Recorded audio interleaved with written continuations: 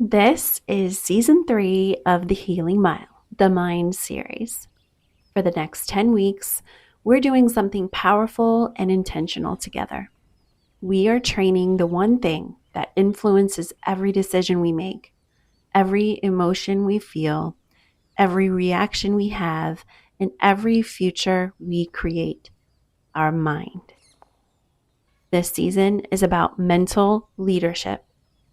By the end of these 10 weeks, you're going to understand your thoughts differently. You're going to regulate your nervous system faster. And you're going to respond instead of react. You're going to make decisions from clarity instead of urgency. And most importantly, you are going to become the CEO of your mind. That means you run the internal meeting. You set the agenda and you decide who gets to speak. Your thoughts will still show up. Your brain will continue generating ideas, predictions, memories, and possibilities. That's what a healthy brain does. Being the CEO means you get to choose which thoughts take priority, which ones get redirected, and which ones simply pass right on by. Welcome to the podcast that's going to change the way you think, all by learning some new tools, building confidence in yourself, and taking a walk. I'm Carrie, your walking bestie, here to walk and heal and grow right along with you. And today, we're starting at the foundation. We are learning how to reset our minds. If you're walking already, let your pace feel deliberate and steady.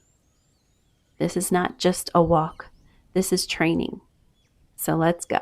Let's do this together.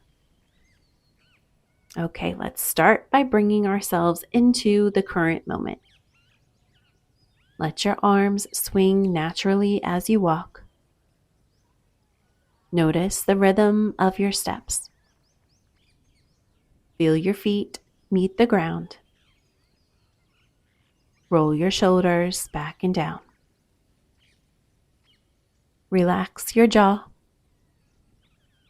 Now inhale slowly through your nose. And exhale through your mouth. When we breathe this way, we're sending a message of stability and safety to our bodies. Continue walking. As your body steadies, your thoughts follow. Most of us live in a mind that moves faster than our bodies. It plans before we ask it to plan. It replays conversations while we're brushing our teeth. It anticipates outcomes while we're driving to work. It predicts reactions before anyone has even responded. It scans for mistakes before anything has gone wrong. Because this happens automatically, we assume it's simply the way life feels. Think about an ordinary morning. You wake up, and before your feet even touch the floor, your mind begins organizing the day. Emails, meetings, conversations, groceries, dinner, bills, follow-ups. Our body is still under the blanket, but our mind is already at 3 p.m. That is mental acceleration. Nothing urgent is happening in that moment. There's no emergency in your bedroom, yet your nervous system begins preparing as if something important is already demanding attention. Your breathing shortens slightly, your shoulders lift, your internal speed increases. That is mental momentum without leadership. There's nothing wrong with planning.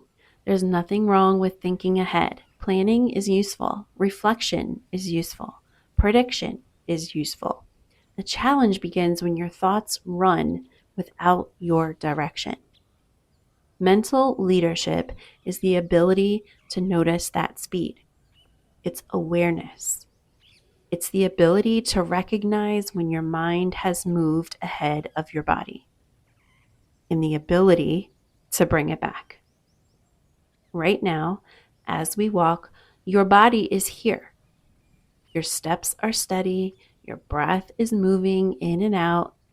If your mind drifts towards later today or something that happened yesterday, gently guide it back to these steps, back to this inhale, back to this beautiful moment. That small redirection is CEO leadership in action. And if you can practice it here, calmly and intentionally, you can practice it anywhere. When we talk about becoming the CEO of your thoughts and mind, we are describing a neurological skill. Your brain is not fixed, it's adaptable. It reorganizes based on repetition and experience. One of the networks inside of our brain is called the default mode network. This network becomes active when we're not focused on a specific external task. It handles memory recall, future planning, self-evaluation, and identity reflection. It is the narrator of your internal world. When stress levels rise, this network becomes more active. It begins scanning more intensely. It reviews past experiences. It predicts possible outcomes. It magnifies uncertainty, and it loops. This looping is what we experience as rumination. Rumination feels like being pulled into a repetitive mental storyline. Been there? I know I have. The same thought plays again and again, each time carrying more emotional weight. Our body responds immediately. The sympathetic nervous system activates. Heart rate increases. Muscles tighten. Cortisol levels rise. Our body prepares for action even if we're standing still. Now, consider what happens when you begin walking at a steady pace. Walking creates bilateral stimulation, meaning the left and right sides of your body alternate in movement. This bilateral rhythm increases communication between both hemispheres of your brain. Blood flow increases to the prefrontal cortex, which is the area responsible for reasoning, impulse control, and emotional regulation. As your breathing deepens, your vagus nerve becomes more active. The vagus nerve connects your brain to your heart, lungs, and digestive system. When it detects steady breathing and rhythmic movement, it signals safety. Safety shifts cognition. When the body feels safe, the prefrontal cortex gains strength. When the prefrontal cortex gains strength, decision-making improves. When decision-making improves, emotional reactivity decreases. See the flow? Let's imagine a real scenario. You send a proposal at work. Hours pass without a response. Your mind begins constructing possibilities. Maybe it wasn't strong enough. Maybe I overlooked something. Maybe they're disappointed. Your chest tightens slightly. You refresh your email repeatedly. Now, imagine you step outside and take a 20-minute walk. Your stride becomes rhythmic. Your breath deepens. Your shoulders relax. Halfway through the walk, a different thought appears in your brain. They may be busy. I'll follow up tomorrow. The situation didn't change. Your thoughts did. Leadership became accessible because your nervous system stabilized. This is why walking is not simply exercise. It's cognitive regulation. It creates the conditions for clarity. As we continue walking right now, let's take another deep breath in through our nose. and out through our mouth. As we're aware of the present moment, notice how your thoughts feel now compared to when we began this walk. Now that we've gone over what's happening inside our brain and body, let's translate all of it into practical tools we can carry into our day. Remember, becoming the CEO of our mind doesn't require complexity. It just requires awareness and repetition. The first tool is labeling. When your mind accelerates, pause long enough to identify what it's doing. For example, I have so much to organize for mom's birthday and I don't know how it's going to all come together. Label, planning. I keep replaying that same conversation and wishing I had answered differently. Label, replaying. What if they're upset with me and I just don't know it yet? Label, predicting. I should have handled that better. Label, judging. Do you see? Naming the pattern activates your prefrontal cortex. It moves you from immersion to observation, and you step into leadership. The second tool is regulated breathing. Inhale for 4, exhale for 6. 2 to 3 cycles minimum. A steady exhale improves vagal tone. Improved vagal tone reduces sympathetic activation. Reduced activation stabilizes emotion. Stabilized emotion clarifies thought. There's that flow again. See how it all works together. The third tool is intentional selection. After labeling and breathing, choose one steady thought to guide your next action. I will take this one step at a time. I will respond calmly. I am capable of handling this. You don't need an entire motivational speech in your head. One grounded thought is enough. Label, breathe, choose.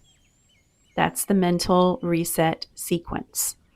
And the more often we practice it, the faster it becomes available and the faster we move up the corporate ladder to CEO. Continue walking at your steady pace and imagine your mind as a radio.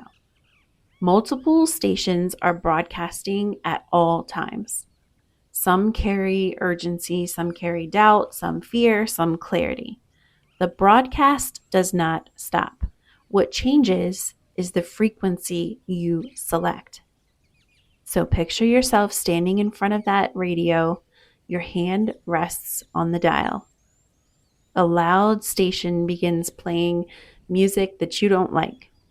Perhaps it's worry or criticism or urgency music. You don't panic.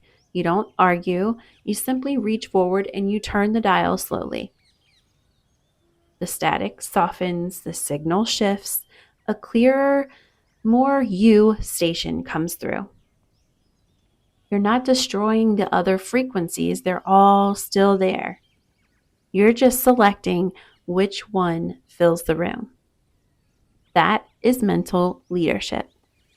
Thoughts present options.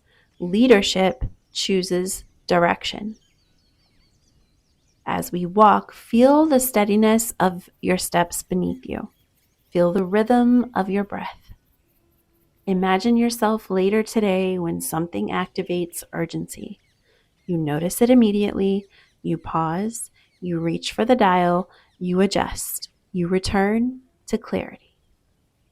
See yourself doing that calmly. That is the CEO mindset in motion.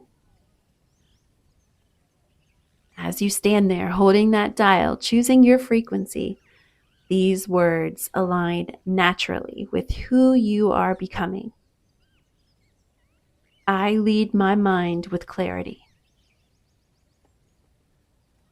I reset quickly and calmly. My breath restores my stability. I choose my thoughts with intention. Feel how those words settle into your body as you say them slowly. Notice the steadiness in your breath. You may not feel complete certainty yet, and that's normal, but by repeating these statements, you are strengthening neural pathways. Your brain wires what it rehearses. And remember, leadership grows through repetition. So as we wind down this walk, begin to soften your pace slightly. Notice your breathing again. Notice your posture. Notice the quality of your thoughts right now compared to when we started. At the beginning of this episode, we talked about mental leadership. We talked about becoming the CEO of your thoughts. That identity is built through practice, not dramatic change. Today, we learned how our brain creates momentum. We learned how stress activates certain networks, and we learned how walking regulates our nervous system. We practice labeling our thoughts and breathing with intention and choosing our next thought. That is training. We now understand that mental overwhelm is a state. You understand that physiology influences thoughts and that leadership begins with awareness. This is week 1, the Foundation of the Mind series. Over the next 9 weeks, we'll build on this skill. We'll address racing thoughts and train attention. We'll refine self-talk and reduce overwhelm. We'll strengthen discipline and build stability. In each walk, your authority will grow. We don't need to silence our mind. We need to lead it. And today, we began together. Carry this steadiness into your day. When the internal meeting begins, remember who sits at the head of the table. You do. You are the CEO of your mind. I hope you're as excited about this mind series as I am. I'm so happy you're on this journey with me. Be sure to follow the podcast so you don't miss an episode. And leaving a 5-star review helps us reach more people and is appreciated more than you know. You'll find helpful tools and resources linked in the show notes, along with an option to support the podcast and help keep it ad-free. And don't forget to listen to the Healing Minute, a short meditation to help you carry today's reset into the rest of your beautiful day. As always, thank you so much for walking with me today here on the Healing Mile. I'm so grateful for you, and I'll see you on the path again soon.